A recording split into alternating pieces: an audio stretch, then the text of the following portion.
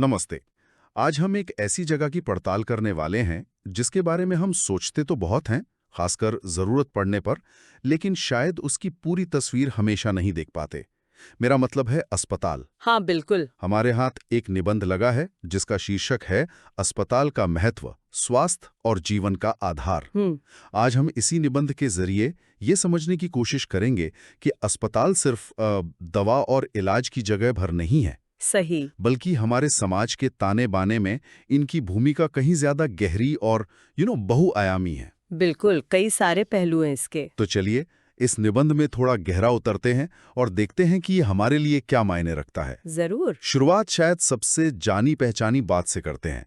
निबंध का भी पहला जोर इसी पर है कि अस्पतालों का जो मूल काम है, हाँ, वो बीमारियों और चोटों से निपटना है। सही, सबसे बेसिक काम। ये वो पहली जगह है जहां हम मदद के लिए जाते हैं जब सेहत साथ नहीं देती। यहाँ हमें विशेषज्ञ डॉक्टर, नर्सें और पूरी मेडिकल टीम मिलती है जो हमारी देखभाल के लिए तैयार रहती है। ये बात दिखने में तो सीधी लगती है, पर इसकी अहमियत मतलब कम नहीं होती। हाँ, खासकर जब हम आपातकालीन सेवाओं के बारे में सोचते हैं, इमरजेंसी सर्विसेज। राइट। निबंध इस पर जोर देता है कि ये सेवाएं अक्सर जीवन और मृत्यु के बीच का फर्क साबित होती हैं। सच में। तत्काल देखभाल, जरूरी सर्जरी, कॉम्प्लेक्स टेस्ट, ये सब एक ऑर्गेनाइज्ड सिस्टम के बिना संभव नहीं है ना? नहीं, बिल्कुल नहीं। और अस्पताल यही व्यवस्था, यही सिस्टम मुहैया कराते हैं।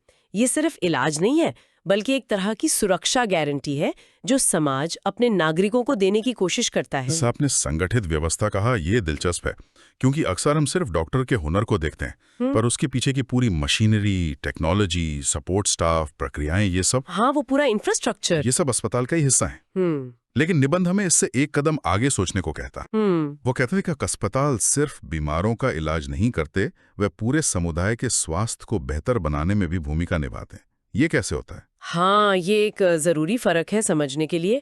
अस्पताल सिर्फ रिएक्शन नहीं देते, मतलब सिर्फ बीमार होने पर एक्शन नहीं लेते। अच्छा। वे एक्टिवली स्वास्थ्य को बढ़ावा देने का काम भी करते हैं, प्रोएक्टिव जिसे कहते हैं। ओके। जैसे निबंध इशारा करता है टीकाकरण कार्यक्रमों की तरफ। Vaccination drives. हाँ, ये तो बहुत बड़े स्केल पर होता है। हाँ, ये बड़े पैमाने पर अस्पतालों या उनसे जुड़े केंद्रों के जरिए ही चलाए जाते हैं, जिससे पोलियो, खसरा जैसी कई बीमारियों को रोका जा सका है।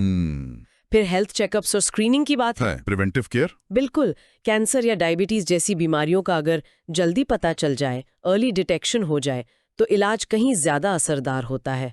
अस्पताल इसमें बहुत मदद करते हैं। और महामारी के दौर में तो हमने ये भूमिका अपनी आंखों से देखी है। कोविड के टाइम पे। बिल्कुल।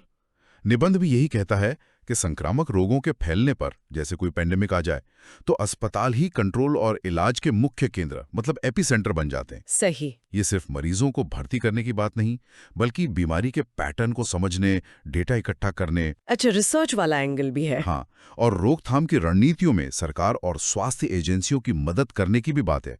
तो एक तरह से अस्पताल व्यक्ति के साथ साथ पूरी आबादी के स्वास्थ्य के प्रहरी बन जाते हैं। गार्डियंस। हाँ, ये उनकी एक कम दिखने वाली पर बेहद महत्वपूर्ण जिम्मेदारी है। ये वाकई सोचने वाली बात है कि कैसे एक ही संस्था इतने अलग अलग लेवल्स पर काम करती है, व्यक्ति से लेकर पूरे समाज तक। और ये निबंध हमें एक और परत दिखाता है। अस्पताल सिर्फ आज की समस्याओं से नहीं निपटते, वो कल के समाधानों की तैयारी भी करते हैं। मेरा मतलब है चिकित्सा अनुसंधान से, मेडिकल रिसर्च। सही कहा। ये एक दिलचस्प पैराडॉक्स जैसा है ना? हाँ। कैसे कि अस्पताल जो आज की बीमारियों से जूझ रहे हैं, वही कल के इलाज भी गढ़ रहे हैं। निबंध बताता है कि कई अस्पताल, खासकर बड़े वाले, मेडिकल रिसर्च के अहम केंद्र होते हैं, हब्स होते हैं। अच्छा। यहाँ नई दवाओं का परीक्षण होता है, क्लिनिकल ट्रायल्स होते हैं, सर्जरी की नई तकनीकें विकसित की जाती हैं, बीमारियों के कारणों को बेहतर ढंग से समझा जाता है। और ये सब लैब में ही होता है यार? नहीं, यही तो खास बात है। ये काम सिर्फ लैब में नहीं होता, बल्कि मरीजों की देखभाल के दौरान जो अनुभव मिलता है, जो डेटा इकट्ठा होता है, उससे भी इसे दिशा मिलती है। तो इसका मतलब ये हुआ कि जब कोई मरीज किसी बड़े अस्पताल में इलाज करवा रहा होता है, तो वो अनजाने में ही सही मेडिकल साइंस की तरक्की में भी भागीदार बन सकता है। कुछ हद तक, हाँ। देखिए, इसमें एथिकल रूल्स का बहुत ध्यान रखा जाता है। मरीजों की जानकारी और सहमति से जो डेटा इकट्ठा होता है या जो क्लिनिकल ट्रायल चलते हैं। हाँ, कंसेंट तो जरूरी है। बिल्कुल, वो भविष्य के लाखों मरीजों के लिए फायदेमंद साबित हो सकते हैं। तो अस्पताल सिर्फ ज्ञान का इस्तेमाल नहीं करते, वे ज्ञान का निर्माण भी करते हैं, नॉलेज क्रिएशन। यह उन्हें स्वास्थ्य सेवा के वर्तमान और भविष्य दोनों का अहम हिस्सा बनाता है। और ज्ञान के निर्माण की बात से ही जुड़ा है इसका एक और पहलू, ज्ञान का हस्तांतरण, नॉलेज ट्रांसफर। एग्जैक्टली। इलाज और बचाव की बात तो हुई, लेकिन ये विशेषज्ञ डॉक्टर और नर्स आते कहाँ से हैं, तैयार कैसे होते हैं? निबंध इस पहलू पर भी रोशनी डालता है कि अस्पताल कैसे ज्ञान और कौशल के केंद्र भी हैं। हाँ, ये एक ऐसा पहलू है जिस पर हम शायद कम ही सोचते हैं। अस्पताल सिर्फ मरीजों के लिए नहीं, बल्कि भविष्य के स्वास्थ्य कर्मियों के लिए भी सीखने की जगह है, प्रैक्टिकल ट्रेनिंग ग्राउंड्स। अच्छा। निबंध में शिक्षण अस्पतालों यानी टीचिंग हॉस्पिटल्स का जिक्र है। हाँ, सुना है इनके बारे में। ये वो जगहें हैं जहां मेडिकल छात्र, नर्सिंग छात्र और अन्य पैरामेडिकल स्टाफ किताबी ज्ञान को असलियत में लागू करना सीखते हैं, थ्योरी से प्रैक्टिकल में आते हैं। उन्हें असली मरीजों, असली बीमारियों और असली चुनौतियों का सामना करने का मौका मिलता है, अंडर सुपरविजन ऑफ कोर्स। मतलब ये एक तरह की ऑन द जॉब ट्रेनिंग हुई, जो सिर्फ क्लासरूम में मुमकिन नहीं है। बिल्कुल, ये सिर्फ टेक्निकल स्किल्स सीखने की बात नहीं है। अच्छा, और क्या सीखते हैं? बल्कि मरीजों से बात कैसे करनी है, कम्युनिकेशन स्किल्स, दबाव में फैसले लेना, decision making under pressure, team में काम करना, टीम वर्क, ये सब व्यवहारिक कौशल यहीं विकसित होते हैं। ये सॉफ्ट स्किल्स भी जरूरी हैं। बहुत ज्यादा। आप कह सकते हैं कि अस्पताल वो नर्सरी है जहां हमारे हेल्थ केयर सिस्टम के भविष्य के कर्णधार तैयार होते हैं। सही। बिना इन प्रशिक्षण सुविधाओं के हमारे पास कुशल डॉक्टरों और नर्सों की अगली पीढ़ी कहां से आएगी? बात तो सही है। तो अस्पतालों का ये शैक्षिक योगदान भी उनकी भूमिका का एक अनिवार्य एसेंशियल हिस्सा है। शारीरिक स्वास्थ्य, सामुदायिक स्वास्थ्य, शोध, शिक्षा, अस्पतालों के काम का दायरा तो वाकई बहुत बड़ा है। हाँ, फैलता ही जा रहा है। और आजकल एक और पहलू है जिस पर ध्यान देना बहुत जरूरी हो गया है, और निबंध भी उसे नजरअंदाज नहीं करता, वो है मानसिक स्वास्थ्य, मेंटल हेल्थ। हाँ, ये आज के समय की एक बड़ी जरूरत बन गया है और अच्छी बात है कि इस पर बात हो रही है। पहले शायद शारीरिक बीमारियों पर भी ज्यादा ध्यान था, है ना? बिल्कुल, लेकिन अब ये समझ बढ़ रही है कि मानसिक स्वास्थ्य भी उतना ही जरूरी है, बल्कि शारीरिक स्वास्थ्य से जुड़ा हुआ है। निबंध इस बात को रेखांकित करता है कि अस्पताल अब इस क्षेत्र में भी महत्वपूर्ण भूमिका निभा रहे हैं। कई अस्पतालों में मानसिक स्वास्थ्य के लिए अलग विभाग होते हैं, साइकियाट्री डिपार्टमेंट्स, जहां मनोचिकित्सक, मनोवैज्ञानिक और काउंसलर उपलब्ध होते हैं, पूरी टीम होती है। तो जैसे हम बुखार या चोट के लिए अस्पताल जाते हैं, वैसे ही तनाव, डिप्रेशन या दूसरी मानसिक परेशानियों के लिए भी वहां मदद मिल सकती है। बिल्कुल, वहां सही जांच, डायग्नोसिस, परामर्श यानी काउंसलिंग, थेरेपी और जरूरत पड़ने पर दवाओं के प्रबंधन, मेडिकेशन मैनेजमेंट में मदद मिलती है। ये अच्छी बात है कि ये सुविधाएं अब अस्पतालों में मिल रही हैं। हाँ, ये बहुत जरूरी है, क्योंकि मानसिक स्वास्थ्य समस्याएं न सिर्फ व्यक्ति की जिंदगी पर असर डालती हैं, बल्कि उनके परिवार और काम पर भी असर डालती हैं। सही। अस्पतालों का इस क्षेत्र में आगे आना इस बात का संकेत है कि स्वास्थ्य को अब अधिक होलिस्टिक रूप से देखा जा रहा है, जिसमें मन और शरीर दोनों शामिल हैं। ये तो हुई स्वास्थ्य से जुड़ी सीधी बातें, लेकिन निबंध एक और दिलचस्प कोण सामने लाता है, अस्पतालों का सामाजिक और आर्थिक असर, सोशल और इकोनॉमिक इम्पैक्ट। हाँ, ये थोड़ा अप्रत्याशित लग सकता है, पर सोचने पर सही लगता है। हाँ, ये पहलू अक्सर पर्दे के पीछे रहता है, लेकिन सोचिए, एक ठीक-ठाक आकार का अस्पताल कितने लोगों को सीधे तौर पर रोजगार देता है? काफी लोगों को। Doctor, nurse. हाँ, डॉक्टर, नर्स, तकनीशियन, वार्ड बॉय, सफाई कर्मचारी, एडमिनिस्ट्रेटिव स्टाफ, सुरक्षा गार्ड, फार्मासिस्ट, लिस्ट बहुत लंबी है। निबंध बताता है कि ये स्थानीय अर्थव्यवस्था, लोकल इकोनॉमी के लिए एक बड़ा सहारा बन सकते हैं। और शायद सिर्फ सीधे रोजगार ही नहीं, आसपास भी असर होता होगा। नहीं, बिल्कुल नहीं, सही कहा आपने। अस्पताल के आसपास अक्सर दूसरी चीजें भी पनपती हैं, एक पूरा इकोसिस्टम बन जाता है।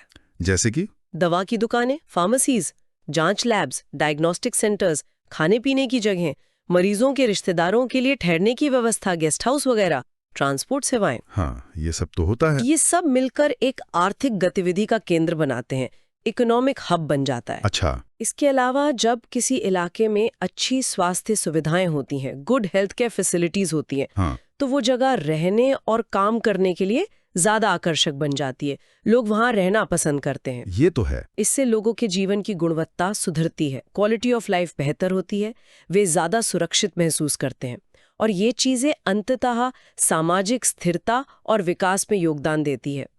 तो अस्पताल सिर्फ स्वास्थ्य का नहीं, बल्कि एक तरह से समुदाय की आर्थिक और सामाजिक सेहत का भी इंजन बन सकते हैं। ये वाकई एक व्यापक तस्वीर है और इन सब बड़ी बातों के बीच एक बहुत ही व्यक्तिगत और भावनात्मक पहलू भी है जिसे निबंध छूता है। परिवार और समुदाय के लिए एक सहारे का एहसास, एक सपोर्ट सिस्टम। हाँ, इसे हम सब ने कभी ना कभी महसूस किया होगा। भगवान ना करे किसी के साथ हो, लेकिन हाँ, जब परिवार में कोई गंभीर रूप से बीमार पड़ता है या कोई दुर्घटना होती है, तो वो जो चिंता और घबराहट का माहौल होता है, बहुत मुश्किल वक्त होता है वो। बिल्कुल। ऐसे में अस्पताल वो जगह होती है जहां उम्मीद बनती है, जहां लगता है कि अब विशेषज्ञ हाथों में देखभाल होगी, एक्सपर्ट केयर मिलेगी।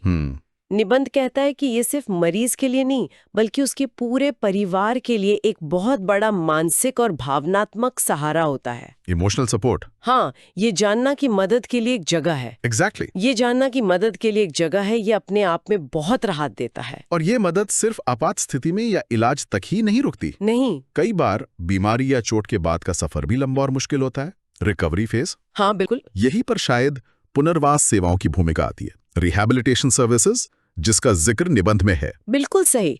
इलाज का एक चरण पूरा होने के बाद मरीज को वापस अपनी सामान्य जिंदगी में लौटने में मदद करना भी उतना ही जरूरी है। निबंध पुनर्वास सेवाओं के महत्व पर जोर देता है। जैसे किसी बड़ी सर्जरी या स्ट्रोक के बाद मरीज को फिर से चलना फिरना सीखने के लिए फिजियोथेरेपी की जरूरत पड़ सकती है। हाँ, फिजियोथेरेपी तो काफी कॉमन है।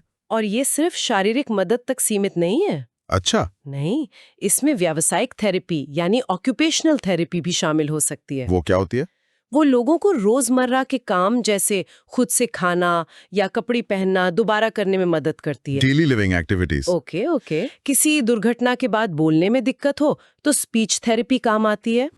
और कई बार लंबे इलाज के बाद मरीजों को मनोवैज्ञानिक सहारे की भी जरूरत होती है, ताकि वे भावनात्मक रूप से उभर सकें और आत्मविश्वास, कॉन्फिडेंस हासिल कर सकें। सही। ये सभी सेवाएं मिलकर मरीज को सिर्फ ठीक नहीं करती, बल्कि उन्हें दोबारा एक सक्रिय और आत्मनिर्भर जीवन जीने लायक बनाती हैं, फंक्शनल बनाती हैं। तो अस्पताल का काम सिर्फ जान बचाना या बीमारी दूर करना ही नहीं, बल्कि जीवन की गुणवत्ता लौटाना भी है, क्वालिटी ऑफ लाइफ रिस्टोर करना। तो अगर हम इस पूरी चर्चा और निबंध के निचोड़ को देखें तो ये साफ है कि अस्पताल हमारी कल्पना से कहीं ज्यादा जटिल और महत्वपूर्ण संस्थाएं हैं। हाँ बिल्कुल। ये सिर्फ बीमारों के इलाज के केंद्र नहीं है। हाँ, ये मतलब हेल्थ केयर सिस्टम की रीढ़ की हड्डी है, बैकबोन है, सार्वजनिक स्वास्थ्य के रक्षक हैं, चिकित्सा ज्ञान के निर्माता और प्रसारक हैं, भविष्य के स्वास्थ्य प्रोफेशनल्स के ट्रेनिंग ग्राउंड्स हैं। हाँ, मानसिक स्वास्थ्य के बढ़ते महत्व को एड्रेस कर रहे हैं और समाज की आर्थिक और सामाजिक संरचना का भी एक अहम हिस्सा है। इसका मतलब ये हुआ कि एक अच्छा अस्पताल सिर्फ एक अच्छी बिल्डिंग या कुछ कुशल डॉक्टरों का जमावड़ा नहीं है। नहीं, बिल्कुल नहीं। ये एक पूरा इकोसिस्टम है जो कई स्तरों पर हमारे जीवन और समाज को प्रभावित करता है। उनके बिना शायद एक स्वस्थ, सुरक्षित और प्रगतिशील समाज की कल्पना करना भी मुश्किल है। बिल्कुल। ये निबंध हमें यही याद दिलाता है, एक समाज कितना विकसित और अपने नागरिकों के प्रति कितना संवेदनशील है, इसका एक पैमाना वहाँ की स्वास्थ्य सेवाओं की गुणवत्ता और खासकर अस्पतालों की स्थिति भी होती है। सही कहा। इनका योगदान इतना मल्टी डायमेंशनल है कि हम अक्सर उसे पूरी तरह समझ नहीं पाते या उसे फॉर ग्रांटेड ले लेते हैं। हाँ, ये बात तो है। ये सिर्फ कंक्रीट की इमारतें नहीं, ये उम्मीद, विशेषज्ञता और देखभाल के केंद्र हैं। Hope, expertise and care. तो यहाँ से हम अपने श्रोताओं के लिए एक विचार छोड़ सकते हैं। जब हम अस्पतालों के इतने सारे जरूरी कामों के बारे में सोचते हैं, इलाज से लेकर शिक्षा, शोध और सामाजिक सहारे तक, तो क्या हम अपने आसपास के अस्पतालों को सिर्फ जरूरत पड़ने पर याद करने के बजाय उनके निरंतर विकास और बेहतरी में कोई भूमिका निभा सकते हैं? हाँ, मतलब कम्युनिटी लेवल पर या इंडिविजुअल लेवल पर। हाँ, व्यक्तिगत या सामुदायिक स्तर पर। ये सवाल शायद सोचने लायक है।